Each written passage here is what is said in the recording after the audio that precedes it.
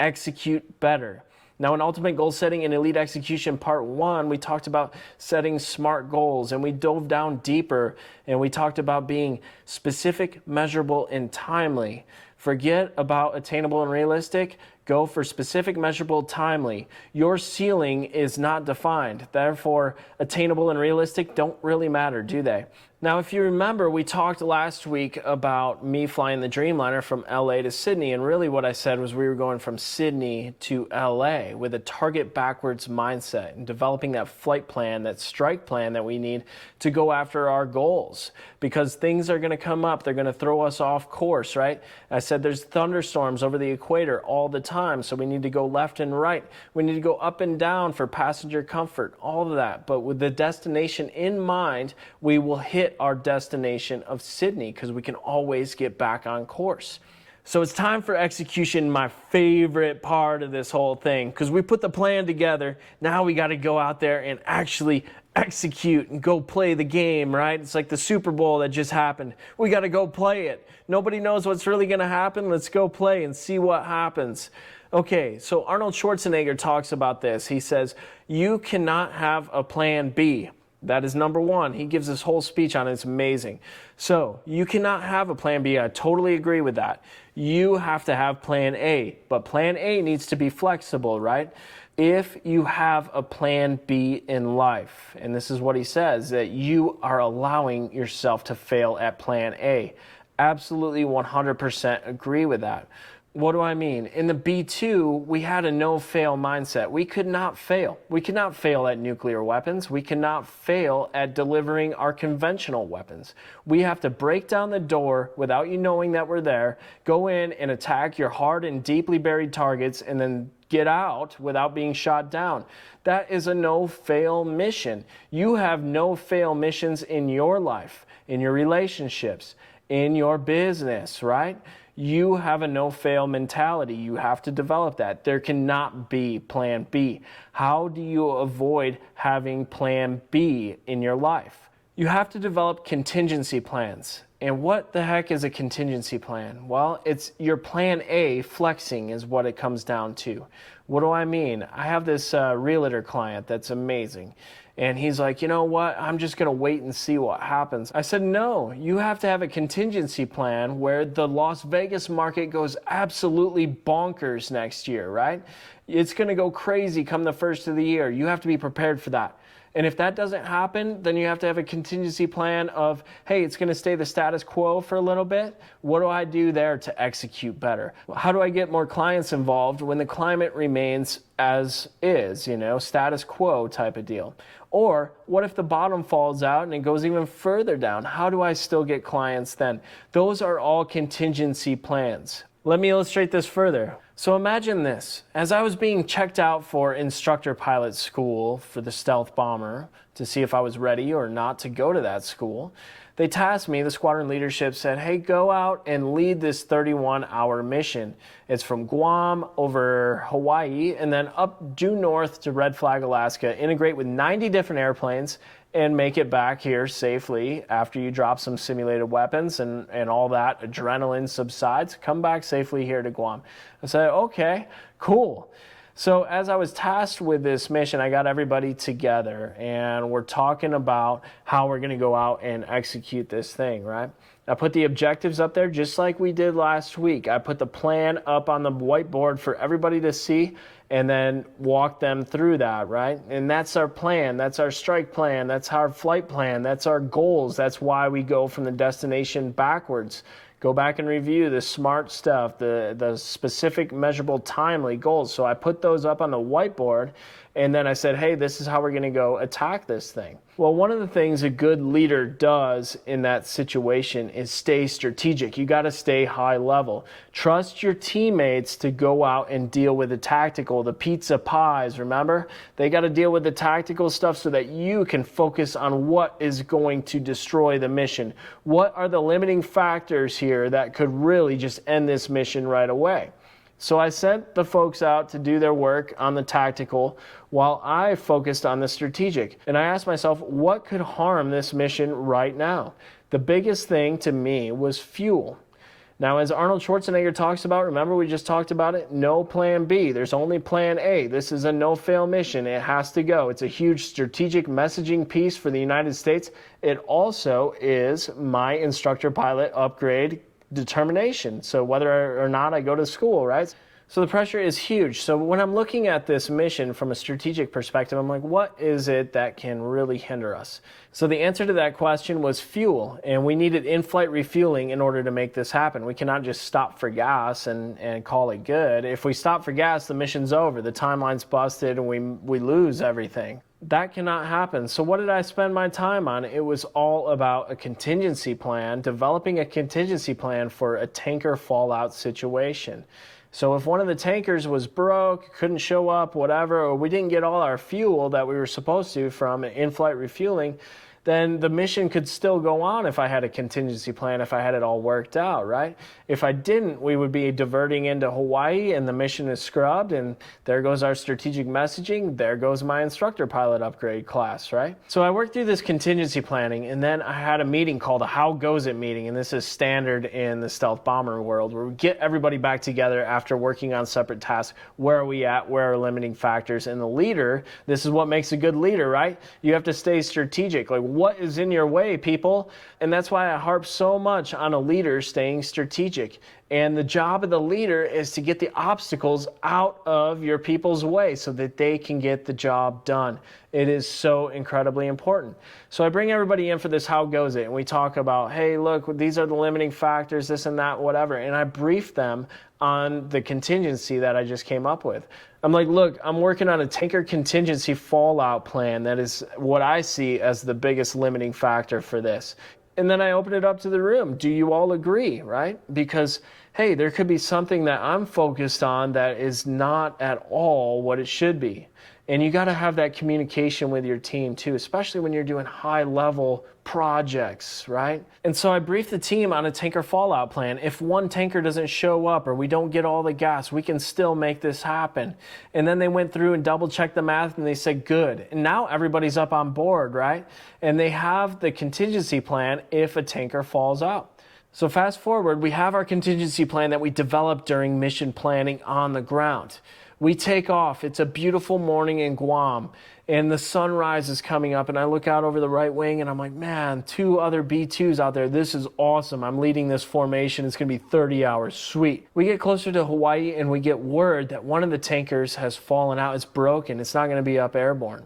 So now, all of a sudden, we're flexing to that contingency plan, you see? We get our gas from the other 2 tankers, and we do the quick math, and everybody's like, okay, yeah. And I check on the radio. Everybody good to go? Yes. Press.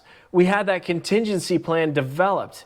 Otherwise, if we were thinking about it on the fly, we would have ended up diverting into Hawaii, and the mission is scrubbed, right? And we can't have that happen. We need to develop contingency plans. Develop contingency plans in your personal life. Develop contingency plans for your leadership and your business, because it's so important to be able to execute. As a leader, as a business owner, as an entrepreneur, as an executive, as a CEO, you need to be looking at these strategic problems, right? What is going to throw us off course? How do I adjust to that if that indeed comes up?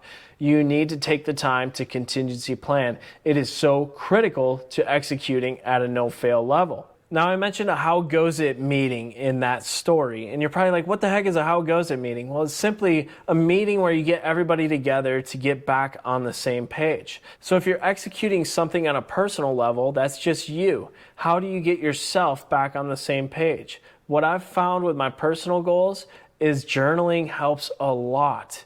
You can really dive deep into yourself if you journal on a daily or every other day. You can figure out where you are. That is your basic How Goes It meeting. And it tracks you how you're doing toward your goals for 2023 or wherever your goals are set for the 1 year, 5 year, whatever it is. Now, if you're leading a team, this was really, really helpful. You bring everybody back in, and this is only maybe a 10-minute, 15-minute meeting.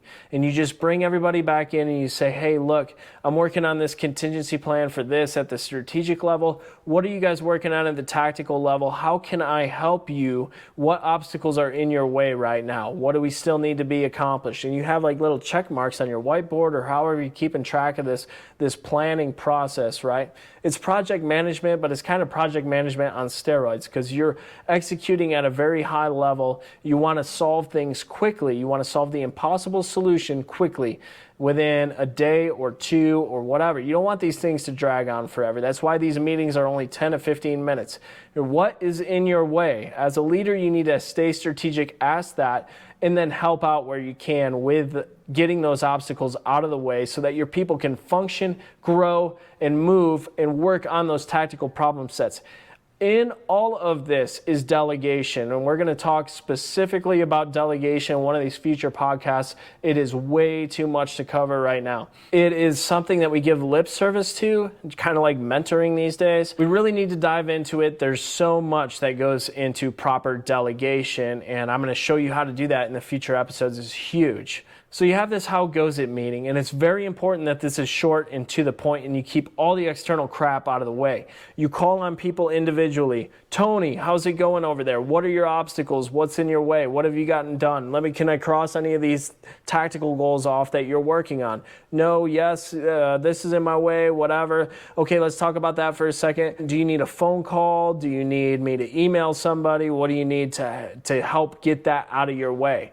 Right? And then you move on to Susie and you say, hey, Susie, what's in your way? What are you working on? What's going on? Okay, can I check anything off for you? And then Brad, let's go to Brad. Okay, cool. Well, let's check that off. Check that off. You're still working on that. Or maybe he's done with his stuff or she's done with her stuff and you give them more to do. Like you found out some other things. Hey, I really need to work on this. It is so important as the leader to stay strategic and let your folks, trust your folks that you've hired and brought in, that you pay big money for their skill sets to actually go out and do their job.